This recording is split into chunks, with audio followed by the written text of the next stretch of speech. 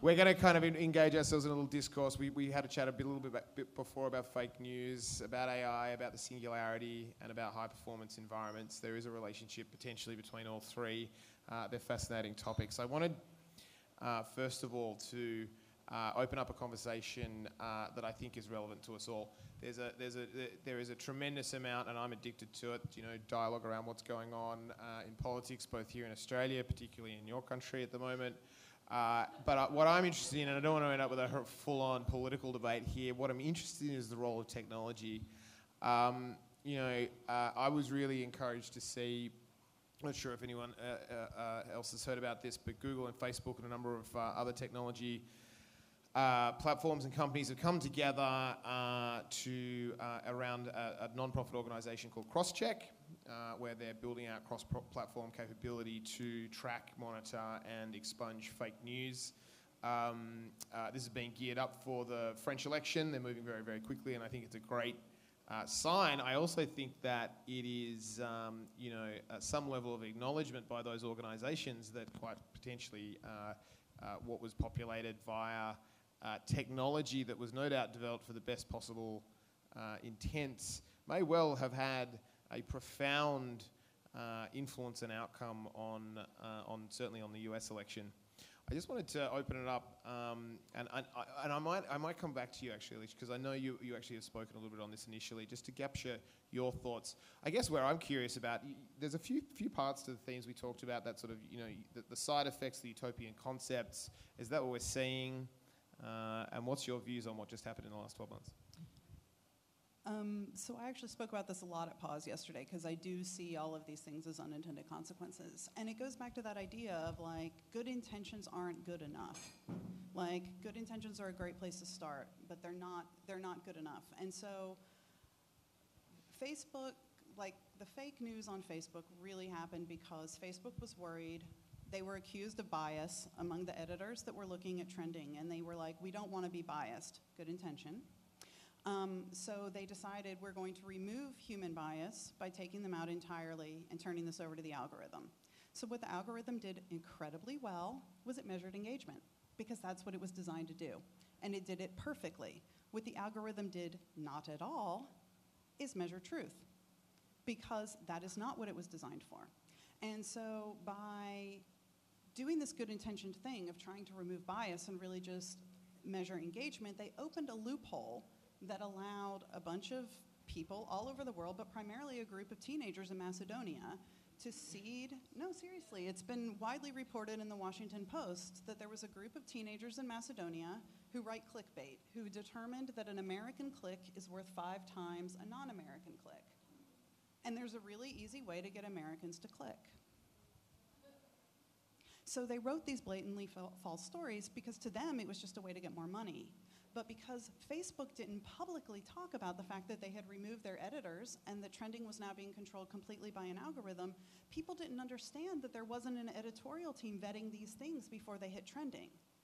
And so lots and lots of people were fooled by these stories because they simply didn't understand that they had never been fact-checked. And so even as we've built tech that has given everybody the opportunity to have their own TV network through YouTube, to have their own newspaper as a blog, even as we did this and we killed journalism, we've destroyed it. And the newspaper said, hey guys, you need us. We didn't listen. And now we have a very, very tangible example of why. So on that, and Karen, I want to come to you, and this is, again, a general comment, appreciating that you have worked for one of these organisations, and I think that the insight that I'm looking for is, I mentioned before when you started Twitter's 7-year-old business, Google itself is really still must be coming of age. Snapchat, I think I saw once they introduced video is now, I think, number 2 behind YouTube in terms of global video streams. How ready are these organisations to take the mantle of responsibility that they have, and is it a matter of catch up? Because arguably does the responsibility reside there? But how ready and how by surprise are they caught? Yeah, look, I don't think it's anything by surprise. I think it's the volume and the intensity and when it hits and the circumstances that I think could catch people from surprise. as it comes back to this, my view on this is very similar to the bullying view. This has happened before. This has happened in all different ways. People could look at Rupert Murdoch's newspapers and actually accuse him of exactly the same thing. So I'm not trying to undermine what's happened, but what I'm trying to say is, people say that about history books as well. To the victor go the spoils. Whoever won wrote the history, and that is now known as the truth. So there's lots of different ways that truth, news, history has been reflected. And I think what technology has done is put that power into so many different hands now. So instead of just having it come from a few people from a channel that's easily identifiable and tackled, you've got this all of humanity now talking and sharing the news.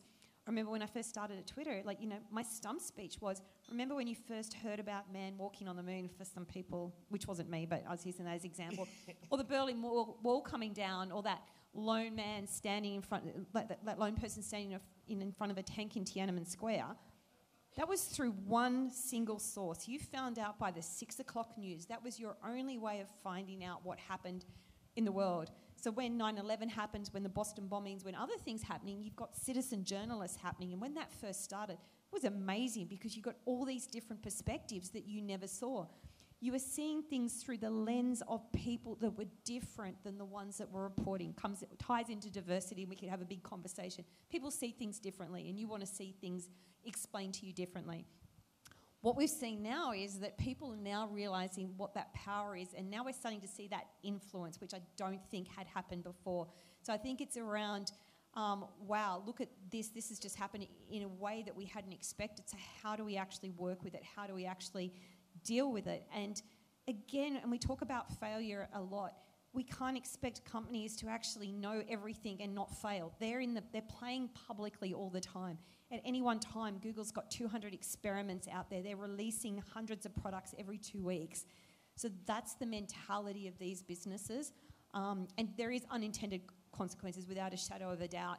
And they're just doing the best that they can at the moment. But I think there's lessons, and I think through some of the stuff that you've spoken about, they are now starting to step back and just realise that actually these are some of the stuff that's happening out there. It is absolutely fascinating to see it. Yeah.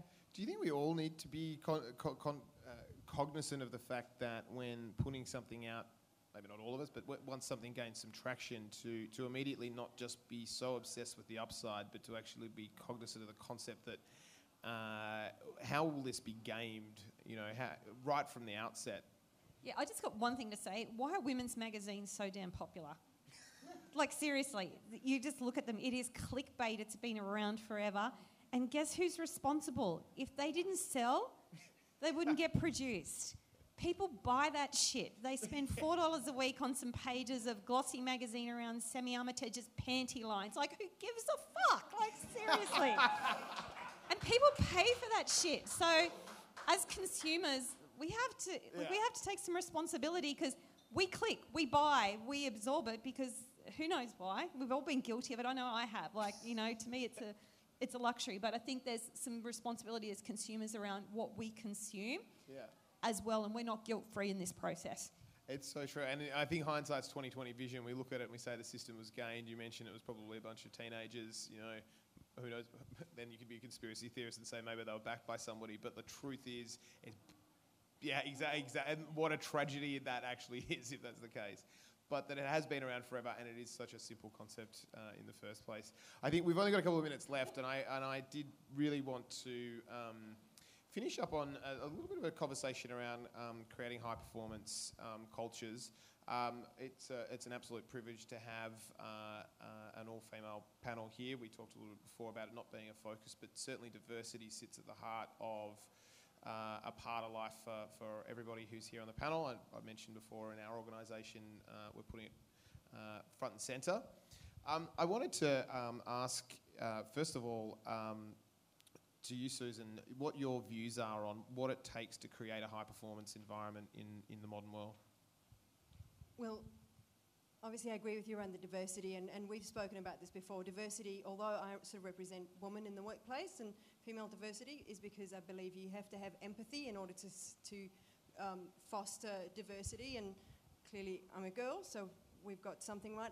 I would be disingenuous if I was going to try and be empathetic towards other diverse sexualities and behaviours within my workplace. But I think what we need to do, it's about being brave and it's about being prepared to invest, because it actually costs money to be diverse. You will make more money. There is a lot of research out there that says that diverse teams come up with better ideas and generate greater revenue streams, but it doesn't all work on day one. The conversations are harder because you sit in that room and everybody's got a different opinion and none of you can agree. That's the point. Yeah. I think it's not easy. I think, that means that organisations that aren't currently diverse but run like a smooth engine and things just work when they're supposed to, actually need to make that brave decision to break it up a little in order to be able to create an environment where a whole group of people with different viewpoints can actually create something so much better for all of us. And then a lot of these issues that you're talking about won't exist because you actually have the people to represent those areas, right? Yeah, absolutely. Almost everything you're saying there to me sounds like it needs to be driven from strong leadership. Yes. It almost sounds like it can't happen without strong leadership. Alicia, I wanted to ask you, you've worked with a huge array of different types of people in different capacities. What are the qualities of a great leader to create a high-performance environment? I actually think that in general in tech, we have a little bit of a crisis in leadership, and we've touched on it a lot today, like failure, for instance. I talked about this again at Pause, but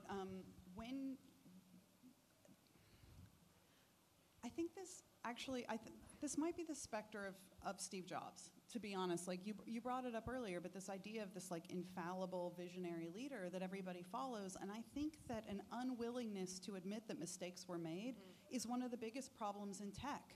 I think one of the smartest things that any leader can do is say, you know what? We did this with the best of intentions, and holy crap, look what happened. We are fixing this right now. Like, admit it, be open about it, and let everybody in society learn from the mistakes that you made. And I think that, so first of all, like, admit when you're wrong. We see, and I don't know about in Australia, but in America, like, to change your mind politically makes you a flip-flopper, and then you cannot be trusted. But that's bullshit. Like, how many of you feel exactly the way you did 10 years ago about anything? Yeah, or yesterday, for crying out loud. Like, I mean, all the things I just told you guys are things I've learned in the last year and a half. Like, if you're not constantly growing, then you are constantly dying. And if you're constantly growing, then you are going to change your mind. And so I think there's, in general, just an unwillingness to say, you know what, I feel differently about this now than I did. And I think that that's part of the leadership. I think part of it is also just understanding that the problems that we're solving today, our world is so much more complex than it used to ever be. Like, I come to Australia every year, in part because my partner's from Adelaide. But, you know, I come to Australia every year. Nobody did that 30 years ago. I mean, give me a break. Like, if you came to Australia once in your whole life, you were rarefied if you lived in North America. I come every year. And so we're more complex, we're more integrated, but consequently these problems, diversity has to go just beyond demographics, and it actually has to mean skill sets. So the team that I assembled at Magic Leap to solve user experience does not look like any design team you have ever seen. I have an architect, I have psychologists, probably one of my closest allies at Magic Leap is a scientist. Like, you have to go beyond. You can't just have the creatives over here and the devs over there. It's all got to come together in every way. Touched on leadership and diversity, and I think kind of sitting in the middle of the blend of all of that, Karen, I wanted to ask you, in when you've created either teams or in the case of Twitter, an entire organisation, that intangible concept that comes up time and time again of the right culture, what do you do? You can't go and send people off to the training course for the culture course. You can't. What, as a leader, can you do to cultivate that culture, and what is that culture? Yeah. Well, first of all, I think culture's never static. Culture changes constantly, and especially when you're in a startup or a fast-growing business, I think that's one of the struggles that high startup businesses have, that they try to hold on to the culture that they had when they started, and the organisation has to change. So I think the first thing is to realise that culture's not static. It is constantly changing. From every different touch point that organisation has, every different piece of maturity, you have to change and be different. Culture's gut feel too. It's just something, coming back to what Alicia was talking about, feeling. You feel when it's connected. You feel when it's not, and you know those people that don't connect, and sometimes they're the toughest conversation because it's not a tangible thing. It's a gut feel. And I think thirdly too is what I learned through Twitter specifically is that the role of the leader is to enable the culture, but it's not the role of the leader to build the culture.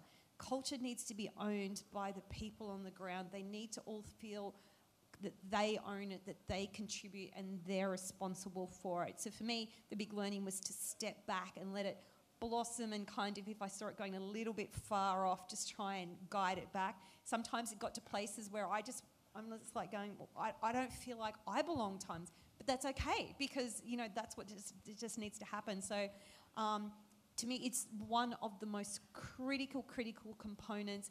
It's highly undervalued, but it's not as complex either that people think. I think if you focus on it and you let it happen, you're just amazed what people can do. And really, culture is just people coming together and being the best that they can be in an environment that works.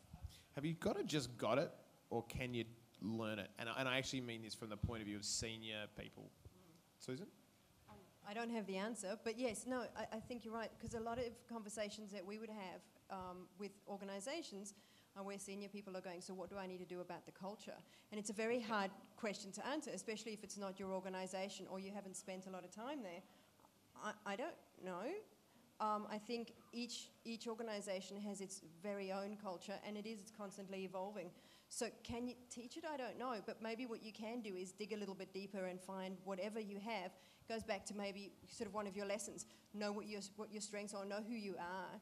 And I think everybody has some form of culture. I'm not going to judge them on whether it's good or bad, but they have a cultural values that they hold dear. And the only thing that you can do for a team is bring a team of people who would share the same cultural values, as opposed to create some third-party value. I think that's really important. And at Magic Leap, for instance, my team had people that were born on 5 different continents. I don't have an Australian, sadly. But You got one at home. yeah, indeed. But exactly. But even though we had people that were born on 5 different cultures that came from a huge range of disciplines and backgrounds, one thing that was common among everybody that I hired was that they were culture builders, which means they came to the company not just to build a product, but to build a company. And that's really what culture is it's building your company. And you need to design that in the exact same way that you design your product. And the people that you hire are the ingredients that go into the soup that becomes your culture. Just finally, I guess, and I didn't introduce it properly, I think the reason why I called this particular part of the conversation a conversation around high-performance environments is because I think that we get distracted with agendas around conversations around culture or conversations around diversity, but we're forgetting the real intent. In a commercial environment, it's around getting great outcomes. And the best news, I think, is that it turns out that great outcomes come from trusting environments that blend extraordinary people from different backgrounds and let them just go at it when there's a great vision. And I think that bodes well for an exciting future for everyone in this room and certainly everyone on this stage. So I just would ask you to join me in thanking our 3 incredible speakers.